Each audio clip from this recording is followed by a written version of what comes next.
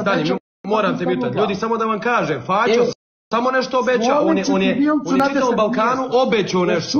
Sad ću te odmutati. Ili ćeš fino razgovarati sa mnom, ili ćeš biti na mutu. Pa ne, možeš ti pričati kako ne čujete niko. Jebem ti djecu i sve ti jebem što ima... Ili ćeš normalno razgovarati, ja ću te naučiti kako se priča. Ako u svojih 55 godina nisi naučio, nećeš naučiti nikad. Ili ćeš normalno pričati sa mnom, ili nećeš nikad. Reci mi prvo, ne čujem te, samo mi reci, klimni glavom, da li ćeš normalno pričati. A ti njemu karno jedna. Vilč ti slovi... Pa ja te neću odmjutat, hoćeš li normalno pričat? Ma možeš ti pričat kako hoćeš. Reci mi, da li ćeš normalno pričat? Zabam, neću normalno jer vrijeđaš muslimane, majku ti jebem fašističku. Jebem li ti majku usta, ti uzmaš fes usta. Pičko jedna. Jebem ti 100.000 fesova. Neću ja s tobom. A jebat ću ti ja majku ustašku ustašku. Ti ćeš meni samo možeš puš kurac i to ako ti ja dozvolim. Pa ti svima prijetiš.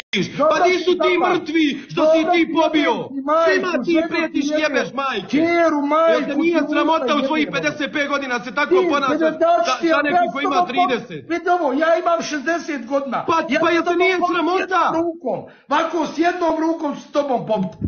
Evo djece mi moje s jednom rukom, a imam 62 godine. Pa jel te nije sramota da ovako se procpaš na TikToku? Pa jebem ti majku mrtvu usta. Ne možeš ti ništa.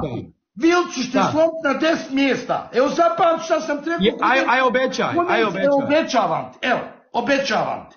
Hoće li biti za mjesec, 2, 3, 5, prvi put, a već neko da ti je prije toga slomije tamo. Doći biti. Kako si?